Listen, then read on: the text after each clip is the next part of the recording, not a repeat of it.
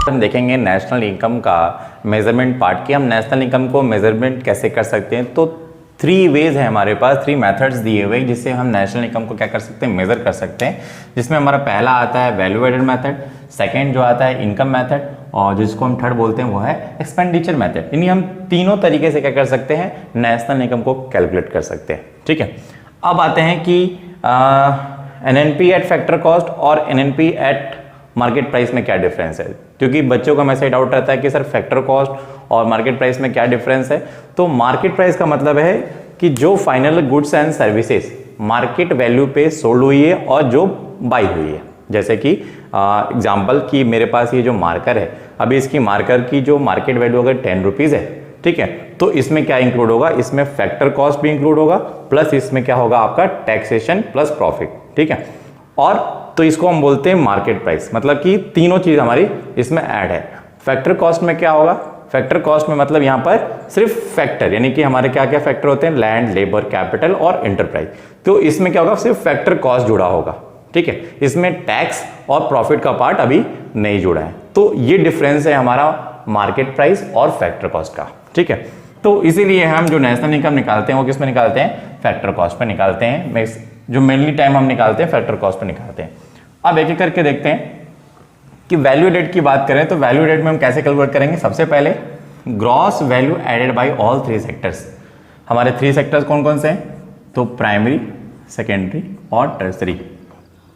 Primary, secondary, tertiary की जो gross valuation होगी, ठीक है, प्राइमरी की अलग होती है, सेकेंडरी की अलग, तीनों को हम मर्ज कर देंगे। तीनों को क्या करेंगे, मर्ज करेंगे। प्राइमरी, सेकेंडरी, टर्सरी को मर्ज करेंगे तो हमारे क्या मिल जाएगा, हमें मिल जाएगा ग्रॉस वैल्यू एडेड, यानी जीवीए मिल जाएगा।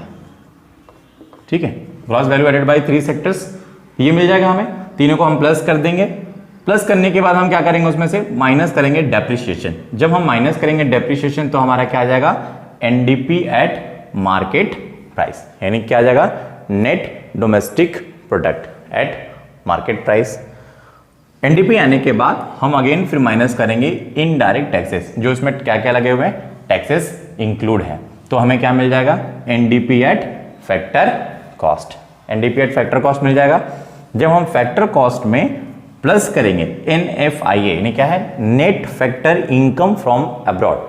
Net factor income from abroad को जब हम प्लस करेंगे तो हमें लास्ट में क्या मिल जाएगा, नेशनल इनकम, यानी कि एनएनपी एट फैक्टर कॉस्ट। तो ये जो है हमारा, जिसकी हम बात कर रहे हैं कि जीवीए, ठीक है, gross value added by 3 sectors, primary, secondary and tertiary, उसमें हम माइनस कर देंगे डेप्रिसिएशन तो हमारा आ जाएगा NDP eight market price. NDP at market price आने के बाद हमें जो हमारे जो टैक्सेस लगे हुए हैं, ठीक है, इनडायरेक्ट टैक्सेस जितने भी लगे हैं उसको हम माइनस कर देंगे तो हमारा आ जाएगा एनडीपी एट फैक्टर कॉस्ट, और लास्ट में हम प्लस कर देंगे जो नेट इनकम फ्रॉम अब्रॉड हुआ है, NFIA, net income from, net factor income from abroad. तो प्लस करने के बाद हमें आ जाएगा नेशनल इनकम। तो ये है हमारा, अगर हम ग्रॉस वैल्यू एडेड से मेथड से निकालते हैं नेशनल इनकम को, तो ये मेथड हमें फॉलो करना है, यानी ये स्टेप बाय स्टेप हमें फॉलो करना है। तो हमारा क्या निकल जाएगा, लास्ट में नेशनल इनकम निकल जाएगा।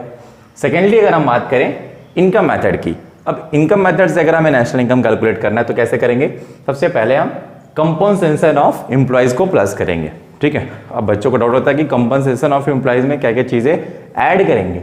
ठीक है, तो कंपनसेशन ऑफ एम्प्लॉयज में हमको क्या क्या चीजें लेनी है, वेजेस, सैलरीज, ठीक है, wages, salaries in cash, wages और जो सैलरीज जो एम्प्लॉय को प्रोवाइड की जाएगी, ठीक है, कैश में, वो ऐड होगी, plus payment in kind. Payment in kind का मतलब जैसे कि मान लो कि कंपनी ने अकोमोडेशन दिया हुआ है, फ्री अकोमोडेशन दे के रखा हुआ है, हेल्थ फैसिलिटी दे के रखी हुई है, ठीक है, आपको ट्रैवलिंग फैसिलिटी दे के रखा हुआ है, तो ये सब क्या होता है, आपको पेमेंट इन काइंड, ठीक है, जो आपको फ्री ऑफ कॉस्ट है, ठीक है, अकोमोडेशन वगैरह जो घर वगैरह देते हैं। थर्ड हम पॉइंट क्या ऐड करेंगे, employers contribution to their security, ठीक है, कि ईपीएफ वगैरह में गवर्नमेंट मतलब जो एम्प्लॉयर है उससे कॉन्ट्रीब्यूशन कितनी है। ठीक है, नेक्स्ट जो आता है वो हमारा लास्ट आता है, वो होता है पेंशन। तो ये जो 4 चीजें हैं ये किस में आती है, कंपनसेशन ऑफ एम्प्लॉयज में आती हैं, और ये 4 को ऐड करने के बाद हमारा निकलता है कंपनसेशन ऑफ एम्प्लॉयज। ये निकालने के बाद प्लस करेंगे ऑपरेटिंग सरप्लस। ऑपरेटिंग सरप्लस में क्या क्या चीजें आती हैं, तो ऑपरेटिंग सरप्लस में आती है आपका रेंट, इंटरेस्ट और प्रॉफिट। क्या कहती आती है, रेंट, इंटरेस्ट और प्रॉफिट। रेंट, इंटरेस्ट, प्रॉफिट के साथ में प्रॉफिट में 3 चीजें और आती हैं। क्या क्या, डिविडेंड्स, अनडिस्ट्रीब्यूटेड प्रॉफिट और कॉर्पोरेशन प्रॉफिट टैक्स। ठीक है, ये जो 3 चीज, अनडिस्ट्रीब्यूटेड प्रॉफिट क्या होती है कि ऐसी प्रॉफिट जो कंपनी ने अभी डिस्ट्रीब्यूट नहीं की हुई है, ये प्रॉफिट का पार्ट उन्होंने रिजर्व रखा हुआ है कि आने वाले समय में कंटिजेंसी के टाइम पे इससे क्या कर सकती है, वो जो प्रॉफिट पार्ट है उससे अपने क्या कर सकती है, अगर कोई भी प्रॉब्लम्स आती है कंपनी में तो उस प्रॉब्लम को फेस करने के लिए उन्होंने रिजर्व रखा हुआ है, ये प्रॉफिट का पार्ट है। ये सबको अगर प्लस करते हैं तो हमारा आता है ऑपरेटिंग सरप्लस। लास्ट में हम प्लस कर देंगे मिक्स्ड इनकम, जितने भी इनकम सोर्स हुए हैं। ठीक है, तो ये तीनों को जब हम प्लस करेंगे यानी point 1, 2 and 3, compensation of employees, operating surplus and mixed income को प्लस करने के बाद आता है हमारा एनडीपी एट फैक्टर कॉस्ट, यानी कि net domestic product at factor cost. फिर लास्ट में उसमें हम क्या करेंगे, ऐड क्रिया कर देंगे net factor income from abroad. ठीक है, NFIA जो हमने यहां भी किया था एनडीपी एट फैक्टर कॉस्ट के बाद। ध्यान देखिए, तो प्रोसेस सेम ही है। ठीक है, बस उसका जो हमारे निकालने का तरीका अलग अलग, स्टार्टिंग डिफरेंस है अलग अलग मेथड में। तो फिर NFIA कर देंगे तो लास्ट में हमारा क्या आ जाएगा, national income NNP eight factor cost. तो ये जो तरीका है हमारा किस में है, compensation of employees, operating surplus, mixed income के बाद हमारा निकल जाएगा NDP at factor cost, again plus कर देंगे NFIA तो आ जाएगा NNP एट फैक्टर कॉस्ट के बारे में। तो ये है हमारा वैल्यू एडेड मेथड, ये है इनकम मेथड। और जो तीसरा मेथड है हमारा वो है हमारा एक्सपेंडिचर मेथड। तो एक्सपेंडिचर मेथड के बारे में अगर ध्यान से देखें तो इसमें क्या क्या चीजें आती हैं, इसमें आता है फाइनल कंजम्पशन एक्सपेंडिचर। ठीक है, फाइनल कंजम्पशन किसका किसका होगा, तो फाइनल कंजम्पशन होगा हमारा यहाँ पर गवर्नमेंट सेक्टर का भी होगा और प्राइवेट सेक्टर का भी होगा। ठीक है, दूसरी बात करते हैं ग्रॉस डोमेस्टिक कैपिटल फॉर्मेशन। इसमें क्या क्या चीजें आती हैं, ग्रॉस डोमेस्टिक कैपिटल फॉर्मेशन में हो सकता है कि बिजनेस की इन्वेस्टमेंट हो सकती है, प्रॉफिट हो सकता है, इसमें इन्वेस्टमेंट करेगा वो। ठीक है, और थर्ड पॉइंट में प्लस करेगा नेट एक्सपोर्ट। एक्सपोर्ट मतलब कि यहां पर क्या हो रहा है, एक्सपोर्ट माइनस इंपोर्ट। तो नेट एक्सपोर्ट माइनस इंपोर्ट करेंगे तो हमारा निकलेगा नेट एक्सपोर्ट। ठीक है, तो ये तीनों को जब प्लस करेंगे तो हमारा आ जाएगा जीडीपी एट मार्केट प्राइस। और जीडीपी एट मार्केट प्राइस आने के बाद इसमें से माइनस कर देंगे डेप्रिसिएशन तो आ जाएगा एनडीपी एट मार्केट प्राइस। देखो जीडीपी एट यहाँ पे जीवी आया था क्योंकि ग्रॉस वैल्यू एडेड किए थे, तो यहाँ पे माइनस किए थे डेप्रिसिएशन तो एनडीपी एट मार्केट प्राइस आया था। यहाँ पर हम क्या करेंगे, जब हम नेट एक्सपोर्ट जब सारे प्लस कर देंगे तो माइनस करेंगे तो आ जाएगा GDP at market price, minus करेंगे डेप्रिसिएशन तो एनडीपी एट मार्केट प्राइस, और फिर टैक्स को माइनस करेंगे तो क्या आ जाएगा एनडीपी एट फैक्टर कॉस्ट। तो देखो ध्यान से कि एनडीपी एट फैक्टर कॉस्ट तीनों प्लेस पे, यहाँ पे भी और यहाँ पे।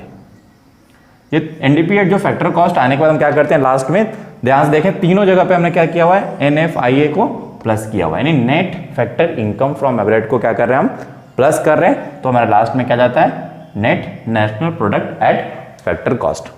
अब बच्चों को हमेशा ये डाउट आता है कि ये जो तीन चीज दी हुई है, final consumption expenditure, gross domestic capital formation और नेट एक्सपोर्ट में क्या कैसे कैसे चीजें आती हैं, कौन कौन सी चीजें इसमें एलोब्रेशन है। जैसे हमने इसमें देखा, इस इनकम मेथड में देखा हमने कि कंपनसेशन ऑफ एम्प्लॉइज में ये सब सारी चीजें प्लस होती हैं, ऑपरेटिंग सरप्लस में ये सारी चीजें प्लस होके ऑपरेटिंग सरप्लस बना हुआ है। तो ग्रॉस डोमेस्टिक कैपिटल फॉर्मेशन में कौन कौन सी चीजें आती हैं, तो अभी मैं आपको इसमें समझाता हूं यहाँ पर नेक्स्ट में कि ये सारी चीजें में इसका एलोब्रेशन क्या क्या चीजें हैं और कैसे इसको हम निकालते हैं। ठीक है, तो आइए देखते हैं। सो आते हैं, अभी हमने देखा कि एक्सपेंडिचर मेथड को कैसे कैलकुलेट करते हैं, ये हमने देख लिया। ठीक है, अब हम देखेंगे कि जो कैलकुलेशन पार्ट है जिसको हम थोड़ा सा बहुत डिफिकल्ट होता है बच्चों को कि बार बार ये जानने में कि gross domestic product capital formation जो है, ग्रॉस डोमेस्टिक जो कैपिटल फॉर्मेशन है इसमें क्या क्या चीजें आती हैं जो बच्चे कैलकुलेट नहीं कर पाते। ठीक है, एक्सपेंडिचर मेथड में हमें देखा कि final consumption expenditure plus gross domestic capital formation plus net export, ये तीनों को प्लस करने के बाद हमारा आता है जीडीपी एट मार्केट प्राइस, ये आता है। बट हमें ये जानना जरूरी है कि ये तीनों के अंदर में क्या क्या चीजें आती हैं। जैसे पहला फाइनल कंजम्पशन एक्सपेंडिचर में क्या क्या चीजें आती हैं, तो private final consumption plus government final consumption, यानी कि जो कंजम्पशन गवर्नमेंट के द्वारा हो रहा है और किसके द्वारा भी हो रहा है, प्राइवेट के द्वारा भी हो रहा है। ठीक है, यानी private consumption plus government consumption, दोनों कंजम्पशन मिलाएंगे तो क्या बनेगा हमारा फाइनल कंजम्पशन एक्सपेंडिचर बनेगा।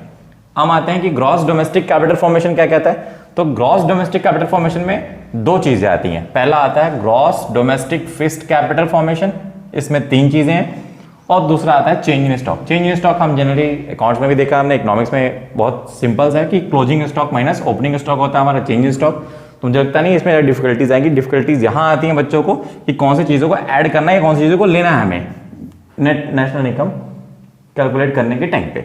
ठीक है, तो देखा जाए बेसिकली जो पहला पॉइंट है हमारा वो आता है business fixed investment, government fixed investment और investment on residential by household. तो ये तीन जो पॉइंट है कि अगर कैपिटल को फॉर्म कैसे की जाती है, कैपिटल देखिए, कैपिटल फॉर्मेशन का मतलब है कि कैपिटल इंक्रीज होगा।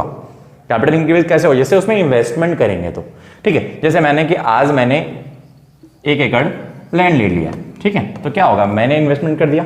अब डे बाय डे जैसे मैंने स्टार्टिंग में ₹10 लाख में ये लिया था, ठीक है, जब मैंने लिया तो 10 लाख की वैल्यू थी, आज की वैल्यू हो सकती है इसकी 12 लाख भी हो जाए इसकी करंट वैल्यू।